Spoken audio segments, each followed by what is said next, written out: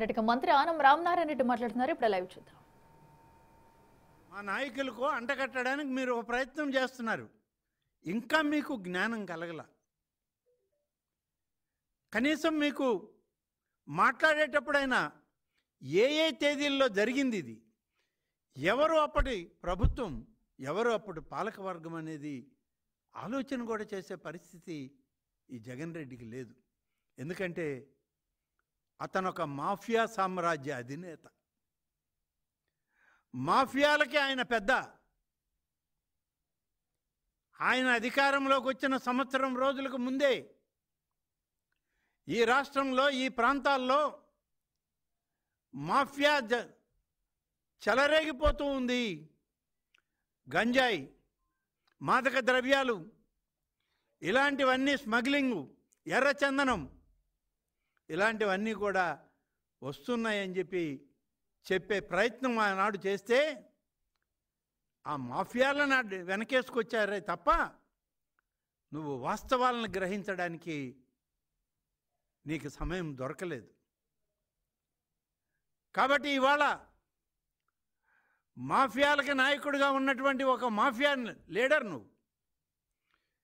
ఇవాళ భారతదేశంలో ఉన్నటువంటి కేంద్ర రాష్ట్ర ఉమ్మడి కూటమి ప్రభుత్వాలు మాఫియాలని అణగదొక్కడానికి ఇవాళ మేము కంకణం కట్టుకొని పరిపాలన చేస్తున్నాం. మాఫియాలకు కానీ, అలాగే ఉగ్రవాదులకు కానీ, ఉగ్రవాద చర్యలకు కానీ ఈ దేశంలో, ఈ రాష్ట్రంలో చోటు లేదు అని చెప్పి మీకు మనం చేస్తా ఉన్నాం. ఇవాళ ఈ వాస్తవాలను ప్రజలకు చెప్పాలి.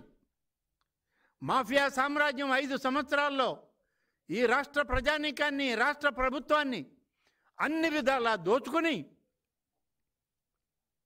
ప్రజల యొక్క మనోభావాలను దెబ్బతీసి, పరిపాలన నిర్లక్ష్యం చేసి, వ్యవస్థలను నీరుగార్చినటువంటి నాయకుడు జగన్ రెడ్డి, ఆయనతో ఉన్నటువంటి ఆయన ఆత్మీయులు, ఆయన బంధువులు ఇవాళ మరొక ప్రభుత్వాన్ని, మరొక రాజకీయ పార్టీని, మా కూటమి నాయకత్వాన్ని విమర్శించేటువంటి హక్కు మీకు లేదు అని చెప్పి ఈ సందర్భంగా తెలియజేస్తూ, నీ మీద వచ్చిన కేసులు 11 సంవత్సరాలు కనీసం కోర్టుకు కూడా హాజరు కాకుండా తప్పించుకు తిరిగినటువంటి మాఫియా లీడర్ నువ్వు, గ్యాంగ్స్టర్వి నువ్వు మమ్మల్ని అడిగేటువంటి హక్కు నీకు ఎక్కడదయ్యా అని అడుగుతున్నావు.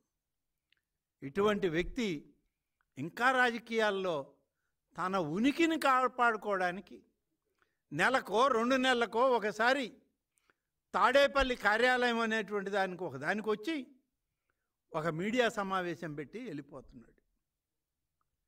కేవలం ఈ రాష్ట్రంలో తన ఉనికి కూడా ఉంది అని చాటి చెప్పుకునే ప్రయత్నమే తప్ప ఏ మాత్రం ఈ రాష్ట్ర ప్రజల యొక్క సమస్యల పరిష్కారానికి, రాష్ట్ర భవిష్యత్తుకు, రాష్ట్ర యువతకి భవిష్యత్తును చూపించడానికి నీ సహాయ సహకారాలు లేవు. కాబట్టి నీ ఆలోచన ఇంకా మాఫియాలతోనే నడుస్తుంది. నువ్వు మాఫియాలతోనే కొనసాగుతున్నావు, మాఫియా లీడర్గానే కొనసాగుతున్నావు తప్ప రాజకీయ పార్టీ నాయకుడిగా ఉండే అర్హత నీకు లేదని చెప్పి ఈ సందర్భంగా తెలియజేస్తున్నాను. Thank you.